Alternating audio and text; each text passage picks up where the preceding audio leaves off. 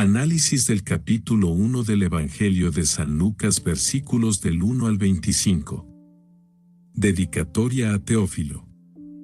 Puesto que ya muchos han tratado de poner en orden la historia de las cosas que entre nosotros han sido ciertísimas, tal como nos lo enseñaron los que desde el principio lo vieron con sus ojos, y fueron ministros de la palabra, me ha parecido también a mí, después de haber investigado con diligencia todas las cosas desde su origen, escribírtelas por orden, oh excelentísimo Teófilo, para que conozcas bien la verdad de las cosas en las cuales has sido instruido.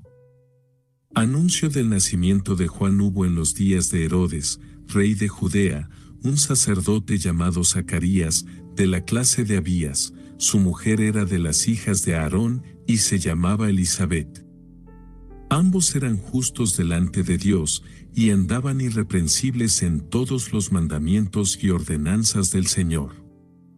Pero no tenían hijo, porque Elisabet era estéril, y ambos eran ya de edad avanzada. Aconteció que ejerciendo Zacarías el sacerdocio delante de Dios según el orden de su clase, conforme a la costumbre del sacerdocio, le tocó en suerte ofrecer el incienso, entrando en el santuario del Señor. Y toda la multitud del pueblo estaba fuera orando a la hora del incienso. Y se le apareció un ángel del Señor puesto en pie a la derecha del altar del incienso. Y se turbó Zacarías al verle, y le sobrecogió temor. Pero el ángel le dijo: Zacarías, no temas, porque tu oración ha sido oída, y tu mujer Elisabet te dará a luz un hijo, y llamarás su nombre Juan. Y tendrás gozo y alegría, y muchos se regocijarán de su nacimiento, porque será grande delante de Dios. No beberá vino ni sidra, y será lleno del Espíritu Santo, aún desde el vientre de su madre. Y hará que muchos de los hijos de Israel se conviertan al Señor Dios de ellos. E irá delante de él con el espíritu y el poder de Elías, para hacer volver los corazones de los padres a los hijos, y de los rebeldes a la prudencia de los justos, para preparar al Señor un pueblo bien dispuesto. Dijo Zacarías al ángel: ¿En qué conoceré esto? Porque yo soy viejo, y mi mujer es de edad avanzada. Respondiendo el ángel, le dijo: Yo soy Gabriel, que estoy delante de Dios, y he sido enviado a hablarte, y darte estas buenas nuevas. Y ahora quedarás mudo y no podrás hablar, hasta el día en que esto se haga, por cuanto no creíste mis palabras, las cuales se cumplirán a su tiempo. Y el pueblo estaba esperando a Zacarías, y se extrañaba de que él se demorase en el santuario. Pero cuando salió, no les podía hablar, y comprendieron que había visto visión en el santuario. Él les hablaba por señas, y permaneció mudo. Y cumplidos los días de su ministerio, se fue a su casa. Después de aquellos días concibió su mujer Elisabet, y se recluyó en casa por 5 meses, diciendo: Así ha hecho conmigo el Señor en los días en que se dignó quitar mi afrenta entre los hombres. Ahora pasaremos al análisis de estos versículos del capítulo 1 del Evangelio de San Lucas. Iniciaremos este análisis del capítulo 1 del Evangelio de San Lucas, versículo 1, el cual dice: Puesto que ya muchos han tratado de poner en orden la historia de las cosas que entre nosotros han sido ciertísimas, en este versículo comenzaremos analizándolo con esta frase: puesto que ya muchos han tratado de poner en orden la historia. Aquí, el autor, que se cree que es Lucas el médico y compañero del apóstol Pablo, reconoce que no es el primer ni el único en intentar compilar una narrativa coherente y organizada sobre la vida y el ministerio de Jesús. El hecho de que muchos hayan tratado de poner en orden la historia sugiere que la vida y las enseñanzas de Jesús ya habían tenido un impacto significativo en las comunidades de esa época. Estas comunidades estaban interesadas en recopilar y transmitir relatos precisos para sostener su fe y para compartir el mensaje con otros. Esto podría haber incluido tradiciones orales que se transmitían de generación en generación, así como escritos más antiguos, posiblemente incluso algunos de los primeros evangelios o relatos escritos de la vida de Jesús. La referencia a poner en orden indica una preocupación por la precisión y la claridad. Los primeros cristianos querían asegurarse de que los eventos clave de la vida de Jesús, sus enseñanzas, milagros, muerte y resurrección fueran documentados de manera coherente para que pudieran ser compartidos y comprendidos por nuevas audiencias. Lucas, en este sentido, quería establecer un relato claro y confiable, quizás con un enfoque más académico o investigativo. En este versículo finalizamos su análisis con esta frase: de las cosas que entre nosotros han sido ciertísimas. Esta frase hace referencia a la seguridad y fiabilidad de las historias que se compilan para conformar el relato sobre Jesús y el origen de la fe cristiana. El uso del término ciertísimas es especialmente significativo, ya que indica que la información que se recopila es considerada precisa y auténtica por la comunidad cristiana primitiva. Al enfatizar la confiabilidad de estas historias, el autor, que se cree que es Lucas, resalta la importancia de basarse en fuentes creíbles y en una tradición consolidada. En ese momento, había una diversidad de narrativas y testimonios sobre la vida y enseñanzas de Jesús, y para evitar confusiones o distorsiones, era crucial recurrir a relatos que fueran ampliamente aceptados como ciertos. El hecho de que estas historias sean consideradas ciertísimas por la comunidad refleja el rigor con el que se abordaba la transmisión de la información sobre Jesús. En las primeras décadas después de la muerte y resurrección de Jesús, la comunidad cristiana se estaba expandiendo rápidamente, y con ella crecía la necesidad de contar con relatos precisos y verificables para mantener la coherencia doctrinal y fortalecer la fe de los creyentes. Continuamos este análisis del capítulo 1 del Evangelio de San Lucas, versículo 2, el cual dice: tal como nos lo enseñaron los que desde el principio lo vieron con sus ojos, y fueron ministros de la palabra. De este maravilloso versículo iniciaremos con el análisis de esta frase. Tal como nos lo enseñaron los que desde el principio lo vieron con sus ojos. Al hacer esta referencia, el autor, que se cree es Lucas, está subrayando que su relato se basa en información proveniente directamente de personas que experimentaron los eventos de primera mano. La mención de los que desde el principio lo vieron con sus ojos implica que el autor no está trabajando solo con rumores o historias de segunda mano, sino con testimonios directos de aquellos que caminaron con Jesús, escucharon sus enseñanzas y fueron testigos de sus milagros y obras. Estos testigos oculares son considerados fuentes confiables y autorizadas, ya que estuvieron presentes en los momentos clave de la vida de Jesús. Al reforzar la autenticidad del relato a través de testigos oculares, el autor está estableciendo la conexión con los eventos originales y destacando la continuidad entre las experiencias de aquellos primeros discípulos y el relato que está creando. Esto es importante para la comunidad cristiana, ya que el testimonio directo proporciona un fundamento sólido para la fe y ayuda a evitar distorsiones o malentendidos a medida que la tradición cristiana se expande. Los testigos oculares tienen un papel crucial en la transmisión de la verdad, y al referirse a ellos, Lucas busca otorgar credibilidad y autoridad a su evangelio.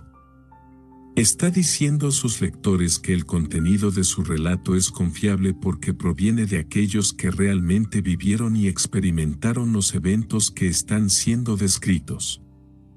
En este versículo finalizamos su análisis con esta frase. y fueron ministros de la palabra. Esto significa que estos testigos no eran meros observadores, sino que se convirtieron en mensajeros activos, encargados de difundir la palabra y enseñar a otros. La palabra ministro sugiere una función de servicio y compromiso. Los testigos que vieron con sus ojos no guardaron para sí mismos lo que experimentaron, sino que se dedicaron a transmitir estas experiencias y enseñanzas a otros. Como ministros de la palabra, desempeñaron un papel fundamental en la expansión del cristianismo y en la consolidación de la comunidad de fe. Al mencionar que estos testigos se convirtieron en ministros, el autor, Lucas, resalta la continuidad y la conexión directa entre los eventos originales y la transmisión de la fe.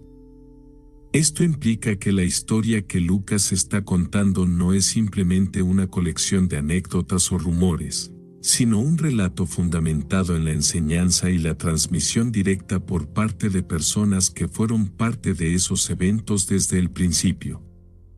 Los ministros de la palabra, entre los que se incluyen los apóstoles y otros discípulos cercanos a Jesús, fueron responsables de compartir las enseñanzas de Jesús, explicar sus significados y contextualizar los eventos que presenciaron. Este papel fue crucial para el desarrollo de la fe cristiana y para la creación de una comunidad unificada en torno a un conjunto común de creencias y prácticas. Continuamos este análisis del capítulo 1 del Evangelio de San Lucas, versículo 3, el cual dice: Me ha parecido también a mí, después de haber investigado con diligencia todas las cosas desde su origen, escribírtelas por orden, oh excelentísimo Teófilo. De este versículo iniciaremos con esta frase: Me ha parecido también a mí, después de haber investigado con diligencia todas las cosas desde su origen. Generalmente identificado como Lucas, está destacando su dedicación a la investigación rigurosa y a la precisión en la narración de la historia de Jesús y el cristianismo temprano. El uso de la frase después de haber investigado con diligencia refleja un proceso meticuloso y cuidadoso. Lucas no se limita a recopilar información superficialmente o basarse solo en testimonios de segunda mano. En cambio, se embarca en un proceso de investigación exhaustivo, examinando todos los detalles desde el principio, para asegurarse de que su relato sea lo más preciso y completo posible. El término diligencia subraya el compromiso de Lucas con la exactitud. Esto implica que se tomó el tiempo para recopilar información de fuentes confiables, realizar entrevistas y consultar otros relatos y documentos que pudieran estar disponibles. Su enfoque meticuloso garantiza que su evangelio sea una fuente creíble y confiable para la comunidad cristiana y para aquellos que buscan comprender la vida y las enseñanzas de Jesús. La referencia a todas las cosas desde su origen sugiere que Lucas busca contar la historia desde el principio, proporcionando un contexto más amplio y profundo para los eventos clave del ministerio de Jesús. Este enfoque puede implicar que Lucas rastreó la historia desde el nacimiento de Jesús, pasando por su vida, enseñanzas, milagros, muerte y resurrección, hasta el desarrollo de la iglesia primitiva. En este versículo finalizamos su análisis con esta frase: escribírtelas por orden, oh excelentísimo Teófilo. El uso del título excelentísimo sugiere un alto grado de respeto y honor, lo cual indica que Teófilo tiene un estatus social o político significativo. La palabra excelentísimo se utilizaba generalmente para dirigirse a personas de posición elevada o con autoridad, lo que implica que Teófilo podría ser un funcionario romano, un líder comunitario o alguien con influencia en círculos importantes. Lucas, al dirigirse a Teófilo con este título, muestra deferencia y reconocimiento por su posición, lo cual también podría reflejar la estrategia de Lucas para asegurar que su evangelio sea bien recibido y tenga un impacto significativo. El hecho de que Lucas escriba su evangelio específicamente para Teófilo puede indicar varias cosas.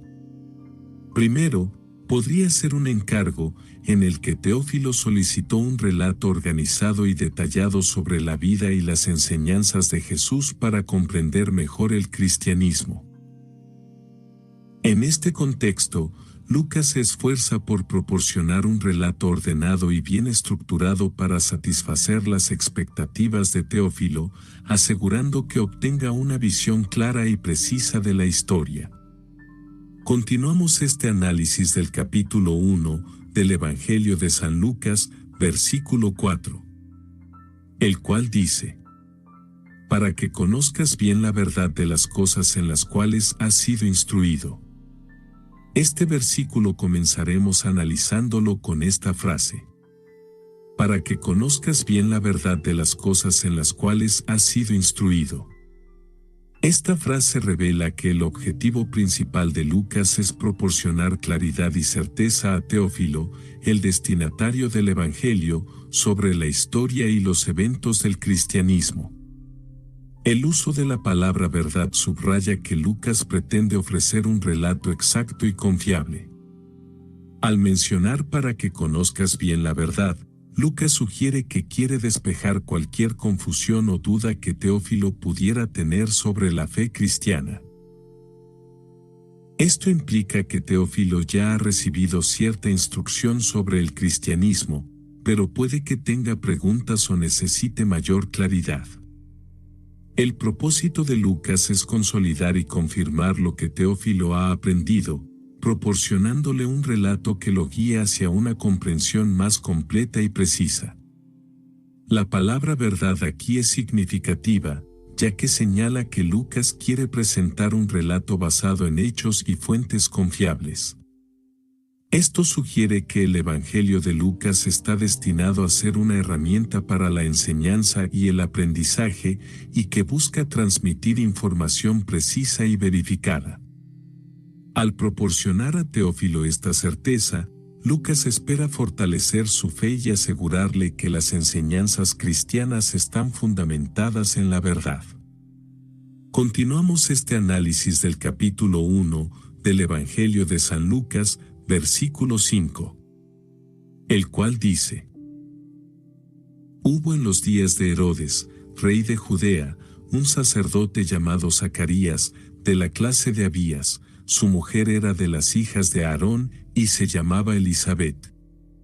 En este versículo comenzaremos analizándolo con esta frase: hubo en los días de Herodes, rey de Judea. Esta referencia proporciona un trasfondo histórico claro y establece un marco temporal para el comienzo de la historia. Herodes el Grande, conocido por sus grandes proyectos de construcción y su administración efectiva, también era famoso por su brutalidad y crueldad. Gobernó Judea desde el 37 a.C. hasta el 4 a.C., y su reinado estuvo marcado por la tensión política y la opresión. Esta mención de Herodes en el texto no solo sitúa el relato en un momento histórico preciso, sino que también sugiere un contexto de dominio romano y conflictos internos. El hecho de que el relato esté ambientado en la época de Herodes es significativo por varias razones. Primero, indica que el nacimiento y la vida temprana de Jesús ocurrieron en un periodo de control romano sobre Judea, lo que implica una realidad política y social compleja.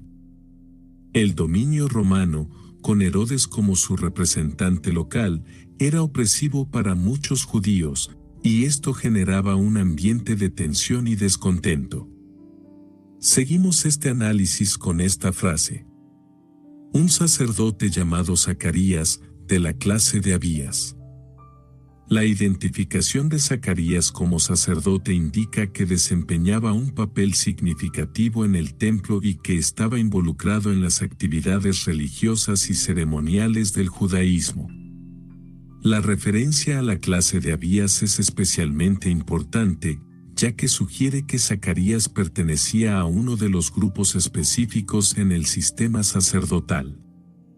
En el Antiguo Testamento, el rey David organizó a los sacerdotes en 24 divisiones o clases, cada una con responsabilidades rotativas para el servicio en el templo. La clase de Abías era una de estas 24 divisiones, lo que indica que Zacarías tenía un lugar definido en esta estructura, y su tarea consistía en llevar a cabo funciones específicas durante el periodo asignado a su grupo. El hecho de que Zacarías sea sacerdote y pertenezca a la clase de Abías añade un nivel de detalle al contexto del relato. Como sacerdote, Zacarías estaba involucrado en ritos sagrados y tenía la responsabilidad de servir en el templo de Jerusalén. Esto también sugiere que Zacarías estaba familiarizado con las leyes y tradiciones judías y que su vida estaba profundamente arraigada en el culto y las prácticas religiosas. En este versículo finalizamos su análisis con esta frase. Su mujer era de las hijas de Aarón y se llamaba Elisabet.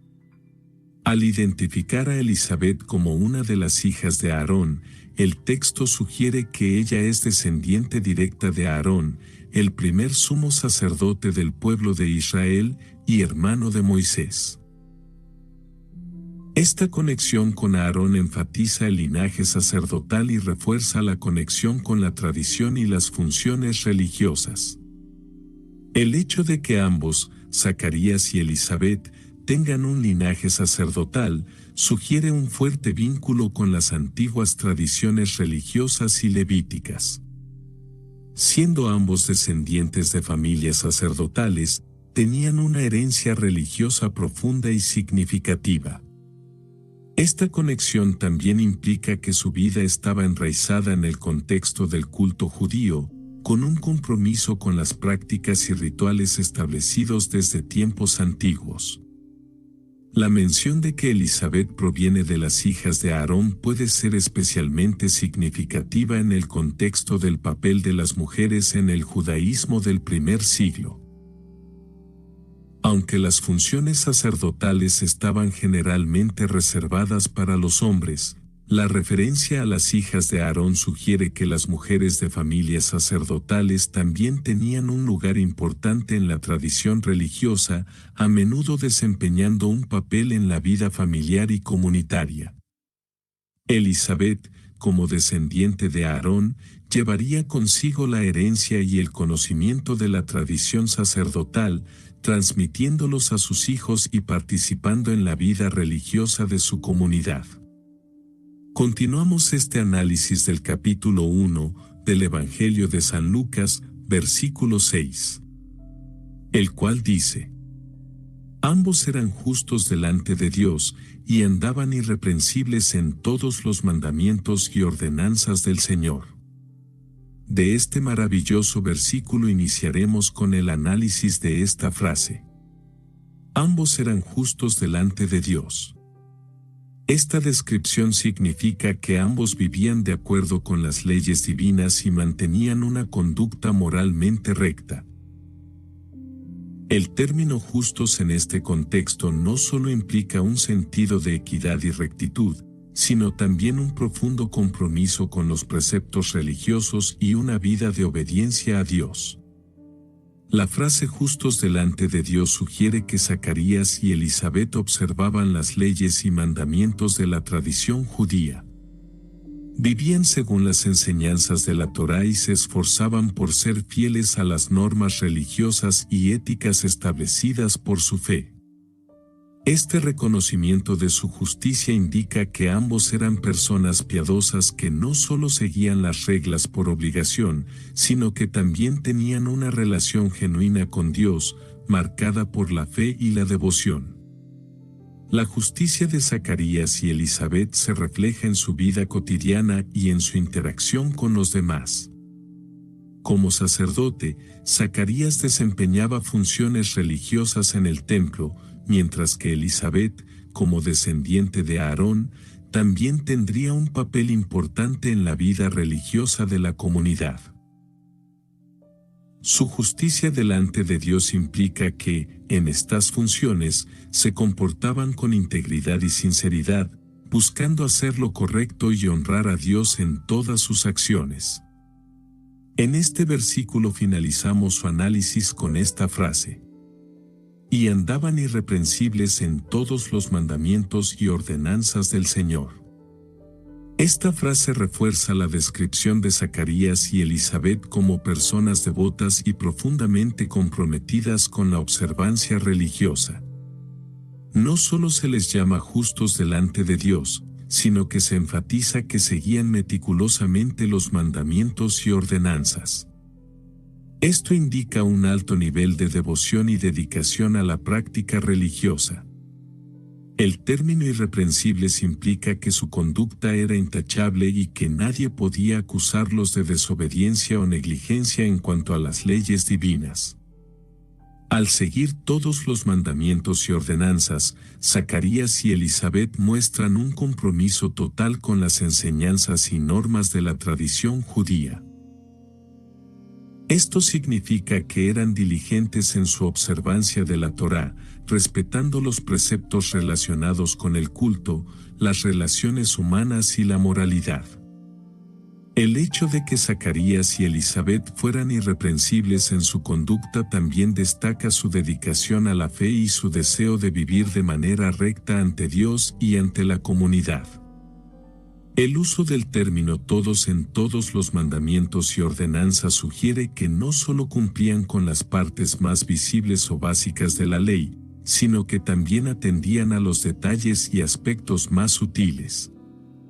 Este nivel de observancia meticulosa refleja un profundo respeto por las leyes religiosas y un deseo sincero de vivir en armonía con la voluntad de Dios.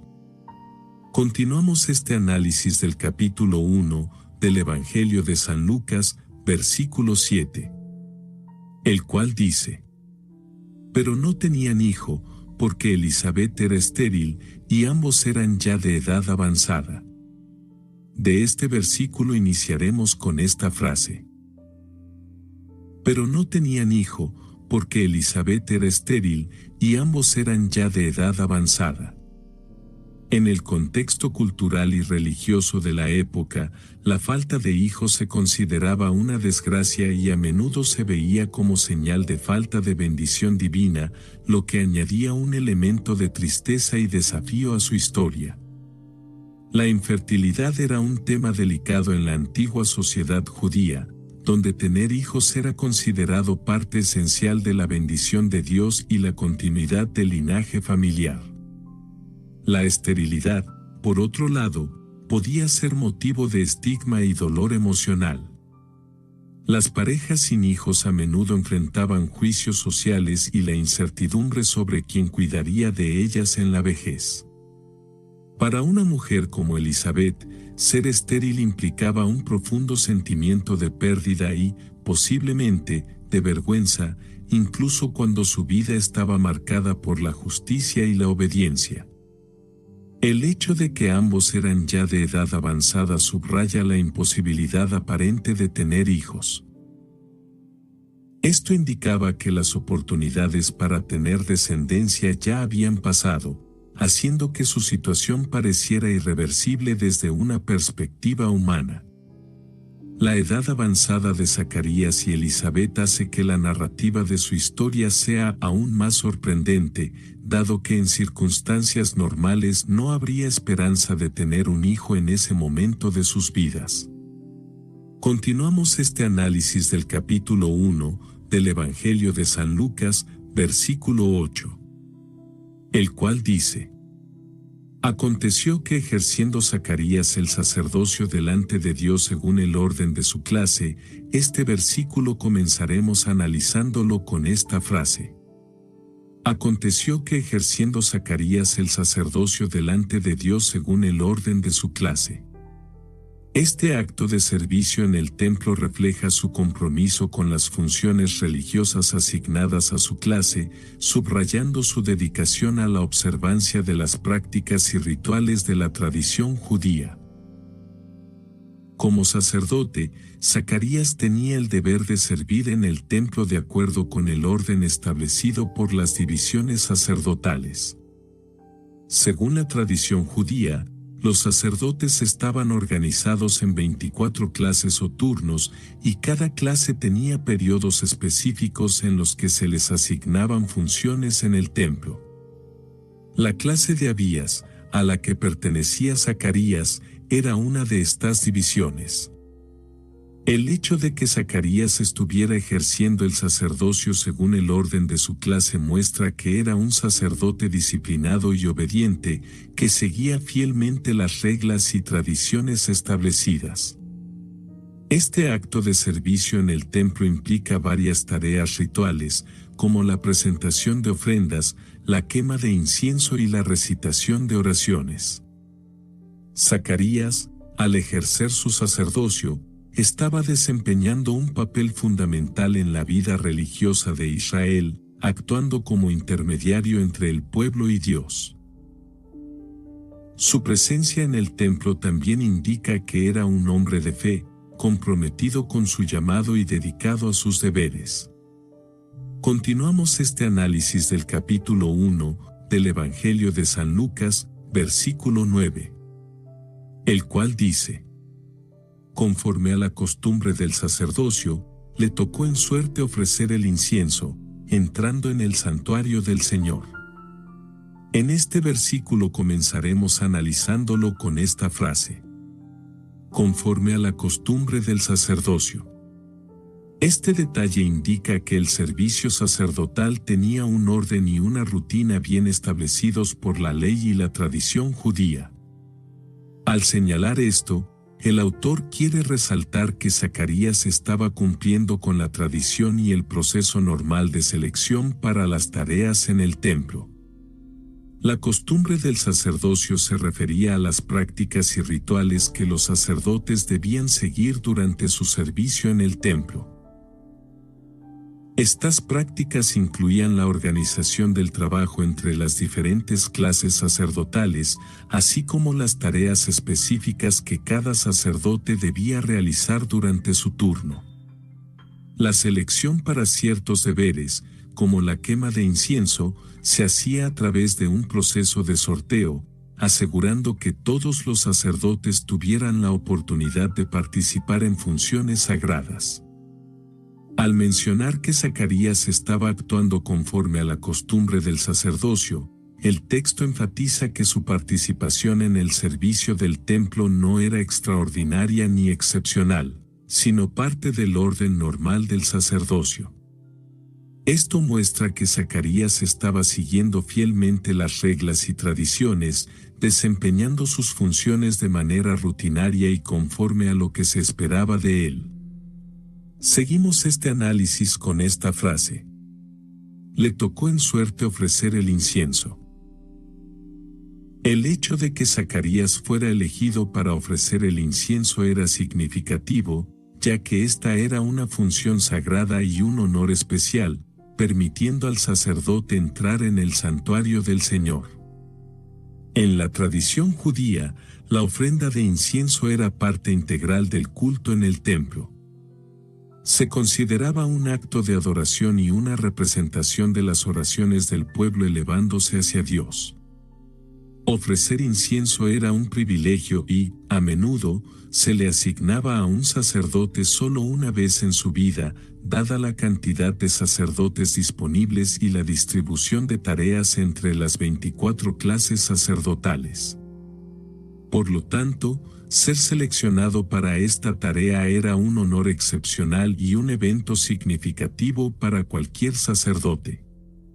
El proceso de selección mediante suerte se usaba para garantizar imparcialidad y equidad en la asignación de tareas en el templo.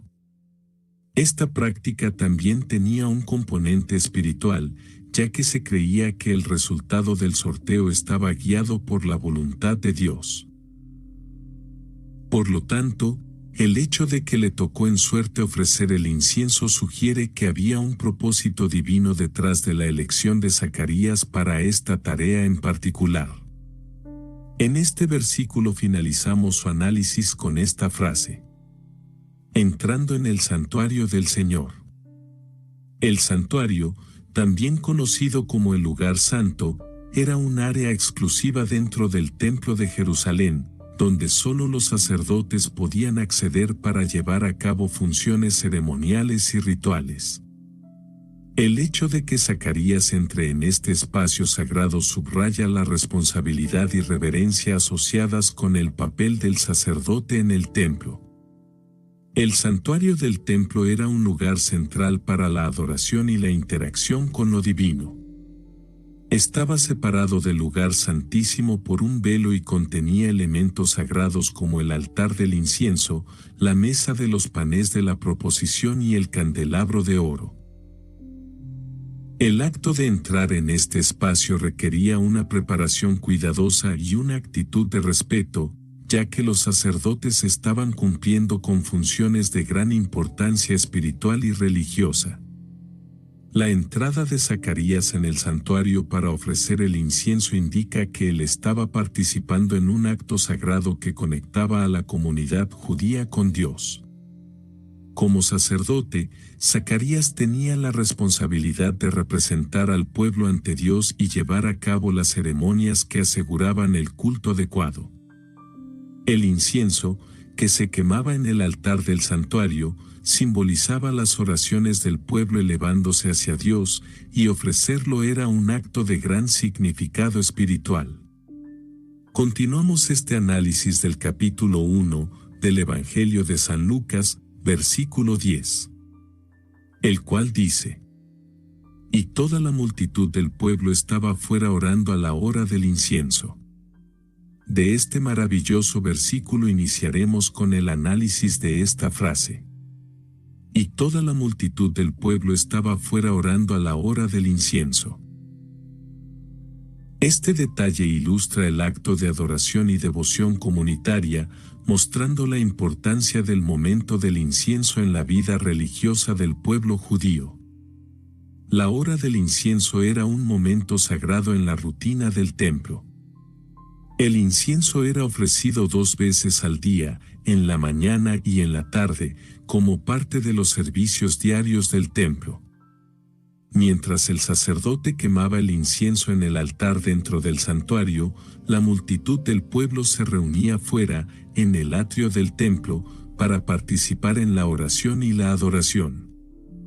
Este acto reflejaba la conexión entre las funciones sacerdotales y la devoción del pueblo, creando una atmósfera de reverencia y unidad espiritual.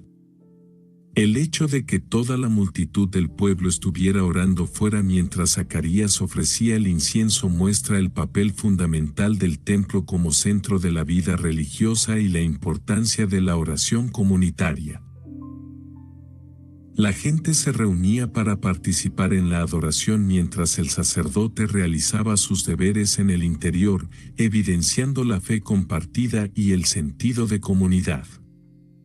La oración conjunta durante la hora del incienso era un acto colectivo de devoción, donde el pueblo esperaba con anticipación la intercesión del sacerdote en su nombre. Esta escena también resalta la expectativa y el respeto hacia el proceso sacerdotal. El hecho de que la multitud permaneciera fuera, orando, sugiere que comprendían la santidad de lo que estaba ocurriendo dentro del santuario y el papel del sacerdote como intermediario entre Dios y el pueblo. La oración era un acto de confianza y esperanza, mientras esperaban que el incienso, simbolizando sus oraciones, ascendiera a Dios. Continuamos este análisis del capítulo 1 del Evangelio de San Lucas, versículo 11. LinkedIn is pretty great at a lot of things, like helping you tap into the latest trends and insights in your field. We cannot stop your coworker from tapping her pencil. LinkedIn can help you find new jobs that align with your career goals. We cannot help you find the source of that weird smell in the office fridge. Ew. And while we can't stop your coworkers from bringing their hobbies into the office, LinkedIn can help you bring your career to the next level. LinkedIn is the network that works for you. El cual dice: Y se le apareció un ángel del Señor puesto en pie a la derecha del altar del incienso. de este versículo iniciaremos con esta frase: y se le apareció un ángel del Señor. La presencia de un ángel sugiere que algo extraordinario está a punto de ocurrir, marcando un momento significativo de intervención divina en la narrativa. Los ángeles, en la tradición bíblica, son mensajeros de Dios, enviados para comunicar mensajes importantes o para llevar a cabo acciones divinas. El hecho de que un ángel se aparezca a Zacarías durante su servicio en el santuario indica que esta no es una ocasión común, es un evento especial y trascendente. La aparición de un ángel es un signo claro de que Dios está interviniendo directamente en los asuntos humanos para llevar a cabo un propósito específico. En el contexto del templo, la aparición de un ángel es particularmente significativa. El santuario era un lugar sagrado donde los sacerdotes realizaban ritos y ofrendas, pero las manifestaciones divinas eran eventos inusuales y solemnes.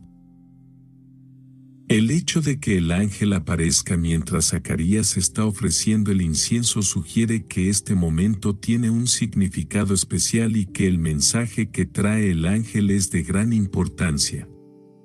La presencia del ángel marca el comienzo de una serie de eventos milagrosos en la vida de Zacarías y Elizabeth y señala que Dios está a punto de realizar algo extraordinario. Para Zacarías, la aparición del ángel sería una experiencia sorprendente y potencialmente inquietante, ya que las apariciones angélicas a menudo generaban asombro y temor. Sin embargo, también era una confirmación de que Dios estaba escuchando las oraciones del pueblo y tenía un plan especial para Zacarías y su familia.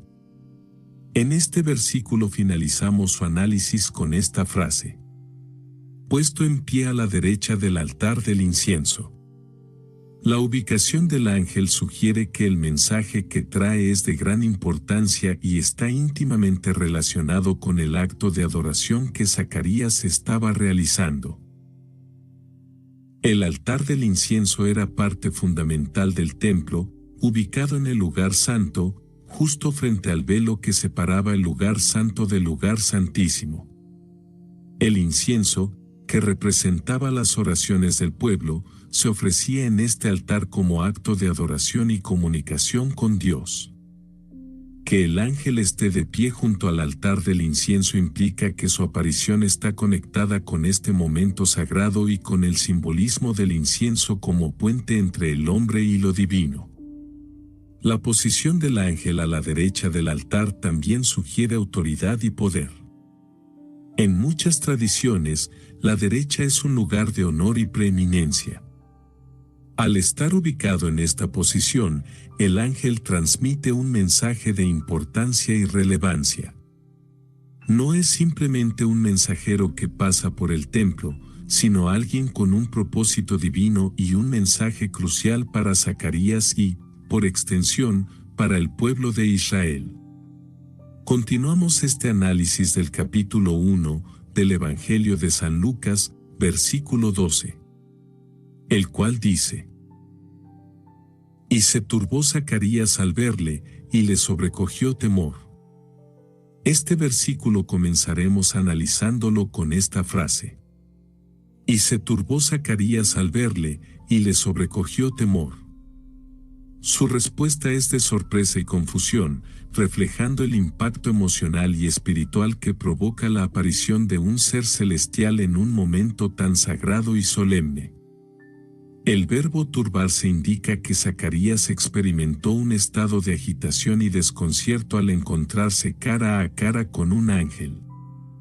Aunque estaba en un lugar de adoración y servicio religioso, la aparición súbita de un ser celestial es inesperada y, para muchos, desestabilizadora. Este tipo de reacción es común en la Biblia cuando las personas se encuentran con lo divino, ya que las apariciones angélicas a menudo están asociadas con acontecimientos significativos y mensajes importantes. El hecho de que le sobrecogió temor sugiere que Zacarías sintió un temor intenso ante la presencia del ángel. El temor aquí no es solo miedo en el sentido tradicional, sino también una mezcla de respeto, reverencia y asombro. En la tradición judía, el temor de Dios es visto como el principio de la sabiduría y está asociado con la conciencia de la grandeza y santidad divinas. La aparición del ángel en el santuario, un lugar de profundo significado espiritual, refuerza esta sensación de temor sagrado. Continuamos este análisis del capítulo 1 del Evangelio de San Lucas, versículo 13, el cual dice: Pero el ángel le dijo: Zacarías, no temas, porque tu oración ha sido oída, y tu mujer Elisabet te dará a luz un hijo, y llamará su nombre Juan. En este versículo comenzaremos analizándolo con esta frase. Pero el ángel le dijo: Zacarías, no temas, porque tu oración ha sido oída. Esta respuesta tranquilizadora es común cuando los ángeles se aparecen a los humanos, reflejando la intención de aliviar la ansiedad y ofrecer orientación. El mandato no temas es una de las frases más repetidas en la Biblia, especialmente cuando los ángeles interactúan con personas. Esto indica que el temor es una reacción natural ante lo sobrenatural, pero también muestra el deseo de los ángeles de establecer comunicación y transmitir un mensaje sin causar angustia. Al decir no temas, el ángel pretende calmar a Zacarías y prepararlo para la revelación que sigue. La afirmación porque tu oración ha sido oída proporciona la razón por la que Zacarías no debe temer. Este mensaje implica que Dios ha escuchado las oraciones de Zacarías, posiblemente relacionadas con el deseo de tener un hijo o con otras peticiones personales y espirituales. Saber que su oración ha sido oída refuerza el sentido de conexión entre Zacarías y Dios y sugiere que la aparición del ángel es parte de una respuesta divina a esas oraciones. Este momento de interacción entre el ángel y Zacarías es significativo porque muestra que Dios está atento a las oraciones de su pueblo y responde a ellas de maneras inesperadas y sorprendentes.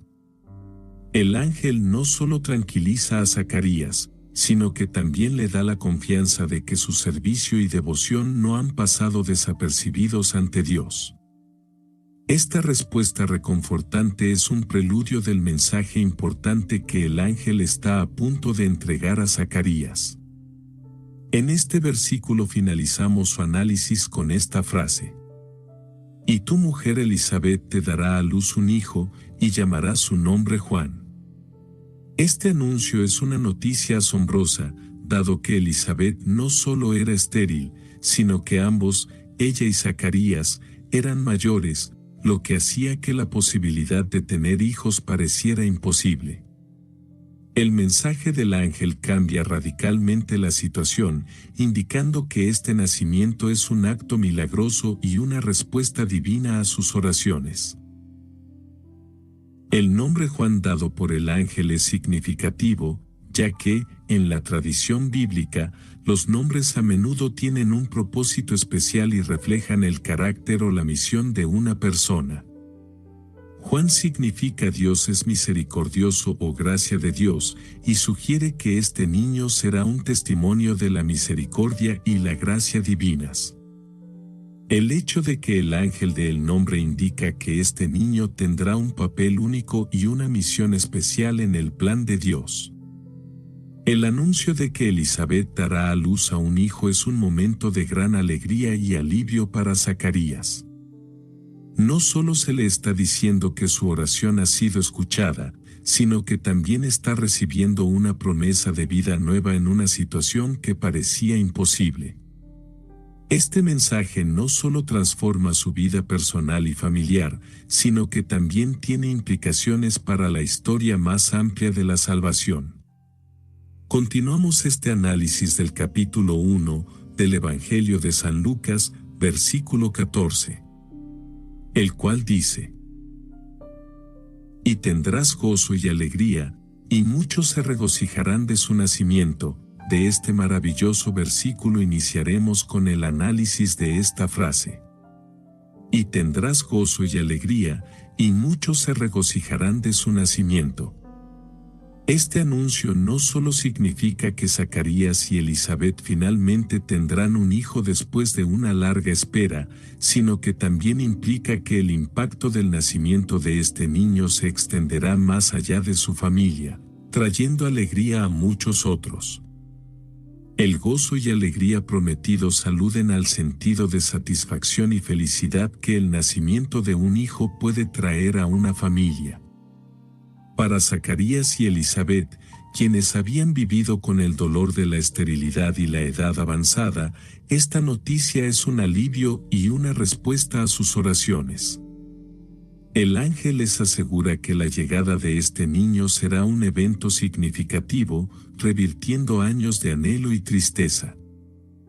Además, el hecho de que muchos se regocijarán de su nacimiento muestra que el impacto de este evento va más allá de la familia inmediata.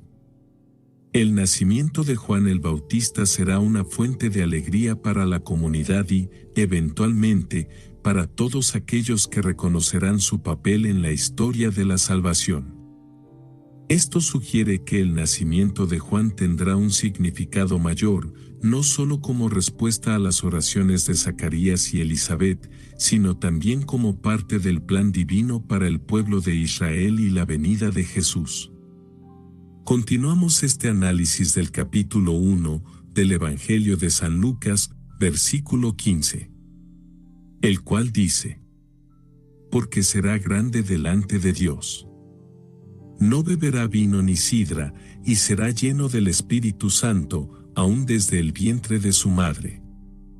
De este versículo iniciaremos con esta frase: porque será grande delante de Dios. No beberá vino ni sidra. Estas palabras del ángel describen la importancia de Juan el Bautista, el hijo que nacerá de Zacarías y Elizabeth. Al decir que será grande delante de Dios, el ángel indica que Juan tendrá un lugar especial y será distinguido a los ojos de Dios, lo que sugiere que desempeñará un papel crucial en el plan divino. La grandeza delante de Dios no se refiere necesariamente a la fama o el poder terrenal, sino a una posición de especial favor y propósito en la obra divina. Juan el Bautista, como precursor de Jesús, será el mensajero que prepara el camino para el Mesías, llamando al pueblo a arrepentirse y regresar a Dios. Esta grandeza espiritual implica que la misión de Juan tendrá un significado trascendental en la historia de la salvación, posicionándolo como un personaje clave en el cumplimiento de las profecías y el anuncio del reino de Dios. La declaración de que no beberá vino ni sidra es también significativa. Este detalle muestra que Juan llevará una vida de abstinencia y disciplina, lo cual es coherente con el estilo de vida de un profeta o un nazareo. En la tradición judía, los nazareos eran personas que hacían un voto de dedicación especial a Dios, y una de las características de ese voto era abstenerse de vino y bebidas alcohólicas, como se describe en Número 6. Al señalar que Juan no beberá vino ni sidra, el ángel indica que su vida estará marcada por un nivel de consagración y santidad superiores. En este versículo finalizamos su análisis con esta frase: y será lleno del Espíritu Santo, aún desde el vientre de su madre. Esta afirmación destaca la singularidad de Juan y su conexión especial con lo divino, sugiriendo que su vida y su misión estarán guiadas por el Espíritu Santo. Ser lleno del Espíritu Santo implica estar bajo la influencia directa del Espíritu de Dios, un estado que suele asociarse con profetas y figuras clave en la historia bíblica. El hecho de que Juan tenga esta característica aún desde el vientre de su madre es inusual y muestra que su relación con Dios será especial desde el inicio de su existencia. Esta afirmación también indica que la misión de Juan es parte del plan divino y que el Espíritu Santo estará presente para guiarlo y fortalecerlo en su papel. El concepto de ser lleno del Espíritu Santo a menudo se asocia con dones especiales, revelación divina y el poder para llevar a cabo tareas significativas.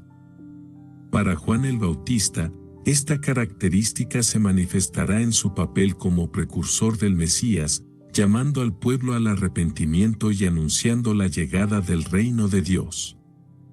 La presencia del Espíritu Santo en la vida de Juan muestra que su ministerio no será simplemente humano, sino que estará respaldado por el poder divino. Continuamos este análisis del capítulo 1 del Evangelio de San Lucas, versículo 16. El cual dice: y hará que muchos de los hijos de Israel se conviertan al Señor Dios de ellos. Este versículo comenzaremos analizándolo con esta frase: y hará que muchos de los hijos de Israel se conviertan al Señor Dios de ellos.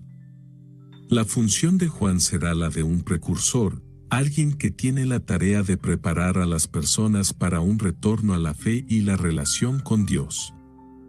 Esto indica que Juan desempeñará un papel crucial en la renovación espiritual y la reconciliación entre el pueblo de Israel y su Dios. El verbo convertir en este contexto implica un cambio de dirección, un movimiento hacia el Señor desde un estado de alejamiento o desviación. La misión de Juan será instar a los hijos de Israel a reconsiderar sus caminos y volver al Señor, promoviendo el arrepentimiento y el abandono de prácticas que los hayan apartado de la fe auténtica. Este llamado a la conversión es una invitación a un nuevo comienzo y a la restauración de la relación con Dios. El hecho de que el ángel indique que muchos se convertirán muestra que la influencia de Juan será considerable. Aunque no se menciona un número exacto, el uso de muchos sugiere que Juan tendrá un impacto significativo en la comunidad judía. Su mensaje resonará con aquellos que están buscando una renovación espiritual y un camino hacia la reconciliación con Dios. La conversión que Juan fomentará será un paso esencial para la preparación de la llegada de Jesús y el establecimiento de su ministerio. Continuamos este análisis del capítulo 1 del Evangelio de San Lucas, versículo 17. El cual dice: e irá delante de él con el espíritu y el poder de Elías, para hacer volver los corazones de los padres a los hijos, y de los rebeldes a la prudencia de los justos, para preparar al Señor un pueblo bien dispuesto. En este versículo comenzaremos analizándolo con esta frase: e irá delante de él con el espíritu y el poder de Elías, para hacer volver los corazones de los padres a los hijos. Al mencionar a Elías, el ángel subraya la importancia y el impacto que tendrá la misión de Juan, sugiriendo que su tarea será clave para la transformación y la renovación espiritual del pueblo de Israel. El espíritu y el poder de Elías refieren a las características que definieron al profeta Elías, conocido por su valentía, su fervor por Dios y su habilidad para realizar milagros. Elías fue un profeta que se destacó por su lucha contra la idolatría y su llamado al pueblo de Israel a regresar al verdadero culto a Dios. La referencia a Elías en la descripción del papel de Juan implica que Juan tendrá una misión similar: desafiar el status quo, confrontar el pecado y dirigir a las personas hacia el arrepentimiento y la fe auténtica. Al decir que Juan irá delante de él con el espíritu y el poder de Elías, el ángel sugiere que Juan tendrá la tarea de preparar el camino para alguien más grande que él: Jesús, el Mesías. Juan no será solo un profeta más, sino alguien con una misión especial y un poder divino para abrir paso a la llegada de Jesús y la instauración de su ministerio. Esto refuerza la idea de que Juan el Bautista es el cumplimiento de las profecías del Antiguo Testamento, como las de Malaquías, que anunciaron la venida de un mensajero con el espíritu de Elías para preparar el camino del Señor. La misión de hacer volver los corazones de los padres a los hijos destaca el impacto que Juan tendrá en la reconciliación y la restauración de las relaciones. Esta frase sugiere que el mensaje de Juan no solo tendrá un impacto espiritual, sino también social y familiar, restaurando la armonía y el amor dentro del pueblo de Israel. El llamamiento al arrepentimiento y a la reconciliación tendrá repercusiones en la vida cotidiana de las personas, fomentando la unidad y la renovación de las relaciones familiares. En este versículo finalizamos su análisis con esta frase: y de los rebeldes a la prudencia de los justos, para preparar al Señor un pueblo bien dispuesto. Esta función muestra que Juan será un agente de transformación, conduciendo a las personas desde la desobediencia hacia la obediencia y ayudando a preparar un pueblo que esté dispuesto y preparado para recibir al Señor. La mención de los rebeldes se refiere a aquellos que se han desviado de la ley y la justicia y que han optado por caminos de desobediencia y rebelión. El término sugiere un estado de resistencia y rechazo de la autoridad divina, lo que implica un alejamiento del camino correcto. Juan el Bautista, como precursor y profeta, tendrá la tarea de convertir a estos rebeldes, guiándolos hacia la prudencia, una virtud asociada con la sabiduría, el discernimiento y el cumplimiento de la ley. La frase prudencia de los justos indica que el objetivo de Juan es llevar a los rebeldes hacia un estado de rectitud y respeto por las normas divinas. La prudencia aquí representa una actitud que valora el orden, la disciplina y la obediencia a Dios. Al guiar a los rebeldes hacia esta prudencia, Juan está invitando a las personas a arrepentirse, cambiar sus vidas y adoptar un comportamiento que sea consistente con los principios de justicia y santidad. El propósito final de esta misión es preparar al Señor un pueblo bien dispuesto. Esta parte del versículo resalta el papel de Juan como precursor, alguien que tiene la responsabilidad de preparar a las personas para la llegada del Mesías. Al transformar a los rebeldes en prudentes y justos, Juan está allanando el camino para el ministerio de Jesús y creando un entorno en el que el mensaje de Jesús pueda ser recibido con apertura y disposición. Este papel de preparación sugiere que Juan será un puente entre la tradición del Antiguo Testamento y la nueva era que se iniciará con la llegada de Jesús. Al guiar a las personas hacia la prudencia y la justicia, Juan está estableciendo las bases para la nueva relación entre Dios y su pueblo, promoviendo la reconciliación y la renovación espiritual. Continuamos este análisis del capítulo 1 del Evangelio de San Lucas, versículo 18. El cual dice: dijo Zacarías al ángel: ¿en qué conoceré esto? Porque yo soy viejo y mi mujer es de edad avanzada. De este maravilloso versículo iniciaremos con el análisis de esta frase. Dijo Zacarías al ángel: ¿en qué conoceré esto? Este cuestionamiento refleja la incertidumbre de Zacarías y su dificultad para aceptar un milagro de tal magnitud, dado el contexto de esterilidad y edad avanzada. La reacción de Zacarías puede entenderse como una respuesta humana a una revelación divina que parece imposible. La noticia de que él y su esposa Elizabeth, quienes eran estériles y ya mayores, tendrán un hijo es difícil de creer desde una perspectiva lógica y natural. Al preguntar en qué conoceré esto, Zacarías busca una confirmación tangible o una señal que demuestre que lo que el ángel ha dicho realmente sucederá. Este escepticismo y dudas son comunes en la Biblia cuando las personas se enfrentan a lo sobrenatural.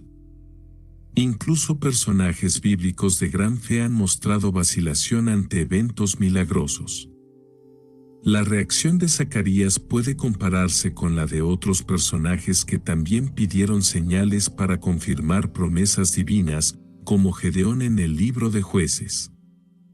Esta incertidumbre muestra que Zacarías, a pesar de ser un sacerdote y un hombre justo, también experimenta momentos de debilidad y lucha por comprender la magnitud del mensaje del ángel. En este versículo finalizamos su análisis con esta frase: porque yo soy viejo y mi mujer es de edad avanzada. Al mencionar su edad y la de su esposa, Zacarías está sugiriendo que el nacimiento de un hijo parece imposible dadas sus circunstancias. Este razonamiento humano refleja la lucha de Zacarías para creer en un milagro que parece desafiar la lógica y la naturaleza. El hecho de que Zacarías se describa a sí mismo como viejo y a su esposa como de edad avanzada muestra que ambos estaban en una etapa de la vida donde tener hijos ya no era algo esperado o incluso posible desde un punto de vista biológico. Esta explicación humana y racional destaca la discrepancia entre la promesa divina y la realidad tangible de sus vidas. Zacarías, como sacerdote y hombre justo, probablemente conocía las historias bíblicas de milagros, pero cuando se enfrentó a su propio anuncio milagroso, su respuesta fue dudar, basándose en las limitaciones de la naturaleza humana.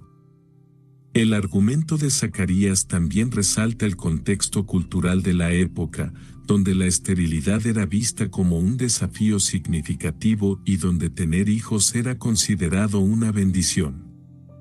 Al ser estéril y de edad avanzada, Zacarías y Elizabeth podrían haber vivido con la tristeza y la decepción de no tener descendencia. La promesa de un hijo en estas circunstancias parecía ir en contra de todo lo que ellos conocían sobre la biología y la vida humana, lo que hace que su escepticismo sea comprensible. Continuamos este análisis del capítulo 1 del Evangelio de San Lucas, versículo 19, el cual dice: respondiendo el ángel, le dijo: yo soy Gabriel, que estoy delante de Dios, y he sido enviado a hablarte y darte estas buenas nuevas. De este versículo iniciaremos con esta frase. Respondiendo el ángel, le dijo: yo soy Gabriel, que estoy delante de Dios. Gabriel es uno de los ángeles de mayor rango, conocido por estar directamente ante la presencia de Dios. Al presentarse de esta manera, el ángel demuestra la autoridad y el poder que sustenta el mensaje que trae a Zacarías. La identidad de Gabriel como que estoy delante de Dios sugiere una conexión directa con la fuente divina. En la tradición bíblica, los ángeles que están en la presencia de Dios son mensajeros con tareas especiales y portadores de mensajes importantes. Al identificarse como Gabriel, el ángel subraya que el anuncio que le hace a Zacarías no es solo una opinión o un mensaje ordinario, sino una comunicación directa desde la presencia de Dios mismo. Gabriel es conocido por aparecer en momentos críticos para anunciar eventos significativos en la historia de la salvación. Por ejemplo, fue Gabriel quien anunció a María el nacimiento de Jesús, Lucas 1.26 a 38, indicando que él tiene un papel clave en la comunicación de eventos divinos a la humanidad. Al presentarse como Gabriel, el ángel está diciéndole a Zacarías que este mensaje no es trivial ni de origen humano, sino que proviene de la misma autoridad divina. Esta presentación también es un recordatorio para Zacarías de la importancia de la fe y la confianza en las promesas divinas. Al saber que el mensaje proviene de Gabriel, quien está delante de Dios, Zacarías debería reconocer la seriedad y la autenticidad del anuncio. Sin embargo, su escepticismo y duda iniciales muestran que incluso ante una figura de tan alto rango, la naturaleza humana puede cuestionar y pedir pruebas. En este versículo finalizamos su análisis con esta frase: y he sido enviado a hablarte y darte estas buenas nuevas. Al decir que ha sido enviado, Gabriel subraya que su llegada es parte de un propósito divino, y su tarea es transmitir un mensaje directamente de Dios. Esta declaración resalta la naturaleza celestial de su misión y confirma que no es un mensajero ordinario, sino un enviado especial con un mensaje importante para Zacarías. La expresión buenas nuevas sugiere que el contenido del mensaje es motivo de alegría y esperanza. En este contexto, las buenas nuevas se refieren al anuncio del nacimiento de Juan el Bautista, un evento que no solo cambiará la vida de Zacarías y Elizabeth, sino que también tendrá un impacto significativo en la historia de la salvación. Gabriel, al anunciar estas buenas nuevas, está preparando a Zacarías para un milagro que transformará sus vidas y marcará el comienzo de una nueva era en la narrativa bíblica. El hecho de que Gabriel haya sido enviado para hablar con Zacarías destaca la conexión directa entre el mensaje del ángel y la voluntad de Dios. Este envío implica que el mensaje es parte de un plan divino mayor y que Zacarías tiene un papel en el cumplimiento de ese plan. Gabriel, como mensajero celestial, no está actuando por iniciativa propia, sino que lleva consigo la autoridad y el mandato de Dios para entregar un mensaje que cambiará el curso de la historia. La mención de buenas nuevas también tiene un significado especial en el contexto de la tradición bíblica. A lo largo de la Biblia, las buenas nuevas se asocian con mensajes de esperanza, salvación y el cumplimiento de las promesas divinas. En este caso, el anuncio del nacimiento de Juan el Bautista es una señal de que Dios está actuando para redimir y restaurar a su pueblo. Gabriel, al entregar estas buenas nuevas, está abriendo el camino para la misión de Juan y, eventualmente, para el ministerio de Jesús. Continuamos este análisis del capítulo 1 del Evangelio de San Lucas, versículo 20, el cual dice: Y ahora quedarás mudo y no podrás hablar, hasta el día en que esto se haga, por cuanto no creíste mis palabras, las cuales se cumplirán a su tiempo. Este versículo comenzaremos analizándolo con esta frase: Y ahora quedarás mudo y no podrás hablar, hasta el día en que esto se haga. La imposibilidad de hablar hasta que la promesa se cumpla es tanto un castigo por su escepticismo como una señal que confirma la veracidad de la profecía del ángel. Zacarías, al pedir una señal para confirmar el mensaje del ángel, mostró falta de fe y cuestionó la posibilidad de un milagro. La reacción del ángel, al hacer que Zacarías quede mudo, es un acto que sirve para corregir su duda y, al mismo tiempo, le proporciona la prueba que pidió. El hecho de que Zacarías no pueda hablar hasta que el milagro se haga realidad será una señal tangible para él y para aquellos que lo rodean de que el mensaje del ángel era cierto. Esta pérdida temporal del habla no solo es un castigo para Zacarías, sino también una lección sobre la importancia de la fe. Gabriel, al anunciar este acto, está resaltando que las dudas y la desconfianza pueden tener consecuencias. Al quedar mudo, Zacarías tiene tiempo para reflexionar sobre su falta de fe y prepararse para el cumplimiento de la promesa. Esta imposibilidad de hablar también puede ser vista como un acto de misericordia, que le da a Zacarías la oportunidad de presenciar el cumplimiento del milagro en silencio, observando el poder de Dios en acción. La mudez de Zacarías hasta el nacimiento de Juan el Bautista también servirá como una señal para otros. Cuando Zacarías salga del templo sin poder hablar, la gente se dará cuenta de que ha ocurrido algo extraordinario. Esta condición será un testimonio de que el anuncio de Gabriel no fue un evento común, sino una intervención divina con consecuencias significativas. A medida que la profecía se cumpla y Zacarías recupere el habla, esto confirmará la veracidad del mensaje y subrayará el papel especial de Juan el Bautista en la historia de la salvación. En este versículo finalizamos su análisis con esta frase: por cuanto no creíste mis palabras, las cuales se cumplirán a su tiempo. Gabriel deja claro que la consecuencia de esta falta de fe es quedar mudo, pero al mismo tiempo asegura que sus palabras se cumplirán a su debido tiempo. La frase "no creíste mis palabras" enfatiza el problema que lleva al castigo de Zacarías. Aunque Gabriel le ha dado una promesa directamente de Dios, Zacarías duda de su veracidad, pidiendo una señal para confirmarla. Este escepticismo muestra una falta de confianza en la revelación divina, y el castigo del silencio es una respuesta a esta desconfianza. Sin embargo, a pesar de esta consecuencia, Gabriel refuerza que la falta de fe de Zacarías no detendrá el cumplimiento del plan de Dios. El ángel afirma que sus palabras se cumplirán a su tiempo, sugiriendo que el plan divino sigue adelante incluso cuando las personas tienen dudas. Este detalle es importante porque muestra que la fe humana no es un requisito absoluto para que Dios actúe. Aunque Zacarías duda, Dios todavía llevará a cabo su propósito, y el nacimiento de Juan el Bautista ocurrirá según el cronograma divino. Esto demuestra la soberanía y la fidelidad de Dios, quien mantiene sus promesas a pesar de la incredulidad humana.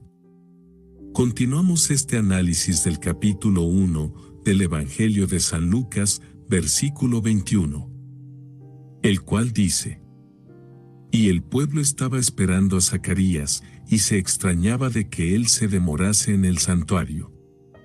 En este versículo comenzaremos analizándolo con esta frase: y el pueblo estaba esperando a Zacarías. Esta espera indica la importancia de este momento y la expectativa de la multitud por el resultado del rito del incienso, una parte crucial del culto en el templo. El rito del incienso era un evento significativo en la vida religiosa judía.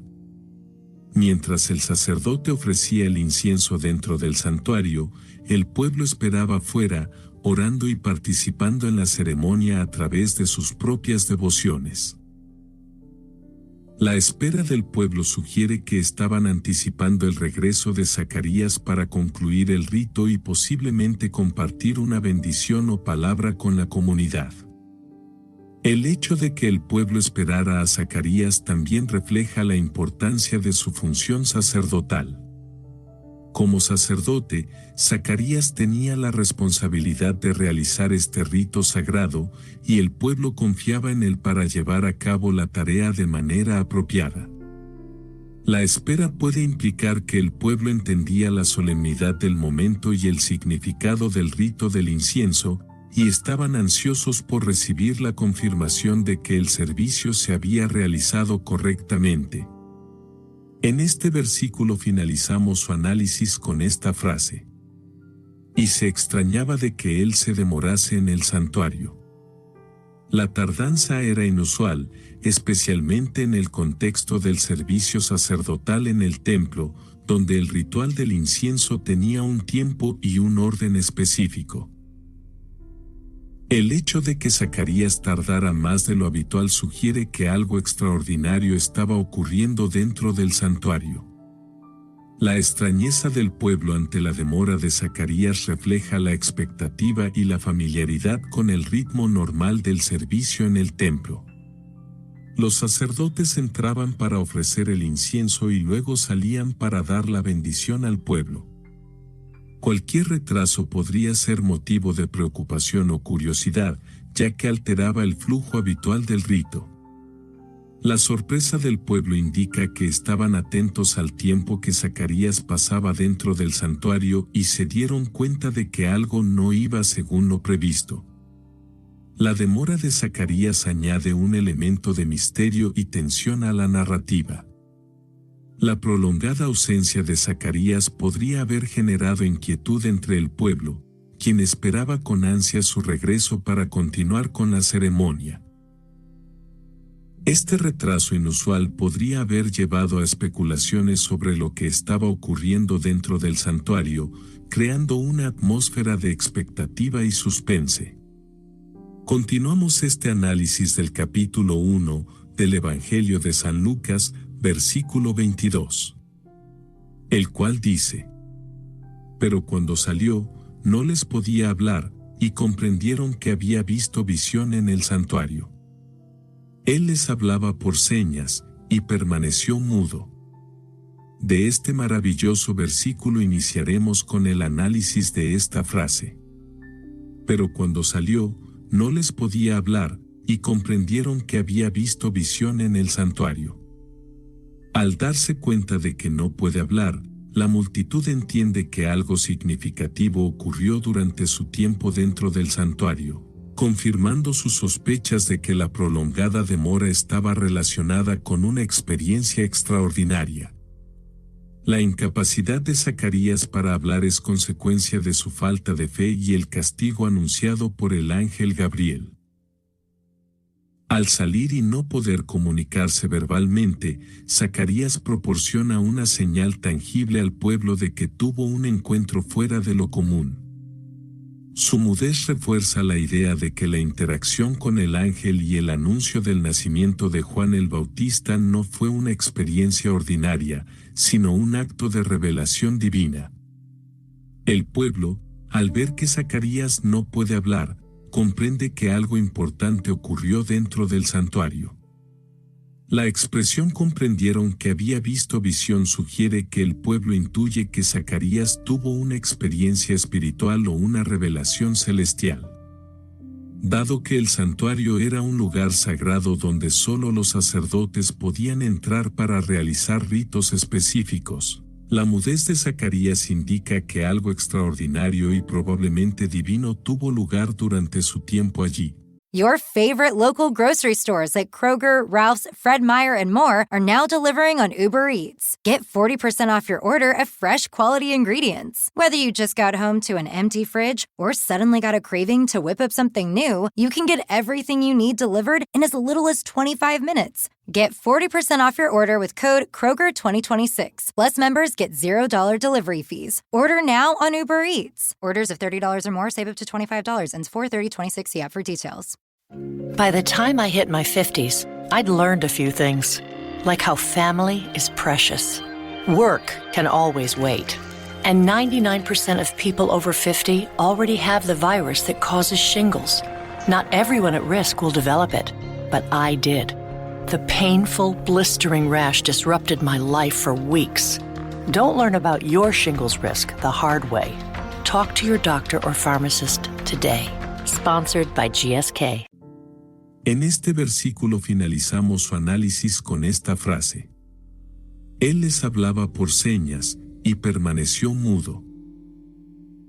La necesidad de recurrir a las señas muestra que su mudez era total, incapacitándolo para hablar. La persistencia de su estado mudo refuerza el impacto de la visión que tuvo en el santuario y sirve como castigo por su incredulidad. El hecho de que Zacarías intentara comunicarse por señas sugiere que quería transmitir algo al pueblo, quizás para explicar por qué había tardado tanto tiempo dentro del santuario o para compartir la visión que había tenido. Sin embargo, la incapacidad de usar palabras limita su capacidad para transmitir detalles y responder a las preguntas del pueblo, aumentando el misterio y la intriga en torno a lo que ocurrió en el santuario. El uso de señas por parte de Zacarías también refleja su esfuerzo por adaptarse a su nueva condición. Al permanecer mudo, Zacarías tiene que encontrar otras formas de comunicarse con los demás, indicando que su mudez no es temporal o pasajera, sino un estado que persistirá hasta que la promesa del ángel se cumpla. Este estado de mudez total es una señal tangible del castigo que Zacarías recibió por su incredulidad, subrayando la seriedad de su escepticismo ante la promesa divina. Continuamos este análisis del capítulo 1 del Evangelio de San Lucas, versículo 23. El cual dice: Y cumplidos los días de su ministerio, se fue a su casa. De este versículo iniciaremos con esta frase. Y cumplidos los días de su ministerio, se fue a su casa. Esta frase indica que, a pesar de su mudez, Zacarías completa su tiempo de servicio en el templo antes de regresar a casa. Este acto demuestra su compromiso y dedicación a sus deberes sacerdotales, incluso mientras enfrenta la consecuencia de su falta de fe. Aunque incapaz de hablar, Zacarías sigue cumpliendo con sus responsabilidades como sacerdote, mostrando su sentido del deber. El ministerio sacerdotal en el templo seguía un calendario estricto y los sacerdotes cumplían turnos rotativos para realizar sus tareas. A pesar de que Zacarías había quedado mudo por su escepticismo ante el anuncio del ángel Gabriel, no abandona su puesto ni busca excusas para dejar su ministerio. Esto resalta su profesionalismo y devoción a su papel, sugiriendo que, a pesar de su castigo, Zacarías estaba decidido a llevar a cabo sus obligaciones religiosas hasta el final de su turno. La frase "se fue a su casa" indica el final del periodo de servicio en el templo y el retorno a la vida cotidiana. Para Zacarías, esto significaba volver a casa con su esposa Elizabeth, quien también sería parte del milagro prometido por el ángel. Este regreso a casa, después de cumplir con sus responsabilidades, marca el comienzo de una nueva etapa en la vida de Zacarías y Elizabeth, una etapa en la que la promesa de un hijo se convertirá en una realidad. Continuamos este análisis del capítulo 1 del Evangelio de San Lucas, versículo 24.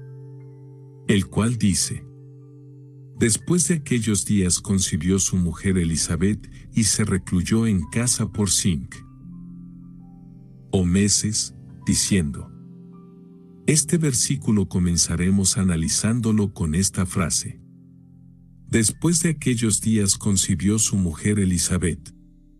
Esta frase marca un momento crucial en la historia de Zacarías y Elizabeth. Después del encuentro de Zacarías con el ángel Gabriel y su regreso a casa, su esposa Elizabeth queda embarazada. Este evento cumple la promesa que el ángel hizo a Zacarías, demostrando la fidelidad de Dios a sus palabras y señalando el inicio del cumplimiento de la profecía sobre el nacimiento de Juan el Bautista. El hecho de que Elizabeth conciba después de que Zacarías regresa a casa muestra la continuidad entre la promesa divina y su realización. A pesar de la incredulidad inicial de Zacarías y las consecuencias que enfrentó por su duda, Dios sigue adelante con su plan. La concepción de Elizabeth, quien era estéril y de edad avanzada, es un milagro que subraya el poder de Dios para cumplir sus promesas incluso cuando las circunstancias parecen imposibles. Este evento también destaca la transformación en la vida de Zacarías y Elizabeth. La concepción de Elizabeth representa un cambio radical para una pareja que había vivido durante mucho tiempo con el dolor de la esterilidad. La llegada de un hijo era una bendición esperada, y el hecho de que ocurriera tras el anuncio del ángel confirma que el plan de Dios estaba en marcha. Esta concepción es un signo de esperanza y alegría, no solo para Zacarías y Elizabeth, sino también para todos aquellos que serían testigos del nacimiento de Juan el Bautista. En este versículo finalizamos su análisis con esta frase. Y se recluyó en casa por 5 meses. Esta decisión muestra la privacidad de Elizabeth durante esta etapa importante de su vida y puede indicar su deseo de mantener la concepción en secreto por un tiempo. El acto de recluirse puede tener varias interpretaciones. Desde el punto de vista de la precaución, la reclusión podría ser una medida para evitar riesgos o complicaciones durante el embarazo, especialmente considerando que Elizabeth era de edad avanzada. Este aislamiento podría ayudarla a descansar y cuidarse, asegurando el bienestar del niño que espera. Por otro lado, la reclusión de Elizabeth también podría ser un tiempo para la reflexión y la preparación. Dada la naturaleza milagrosa de su concepción, este periodo de aislamiento puede ser una oportunidad para asimilar el significado del anuncio del ángel y para anticipar el nacimiento de su hijo, quien tendría un papel significativo en la historia bíblica.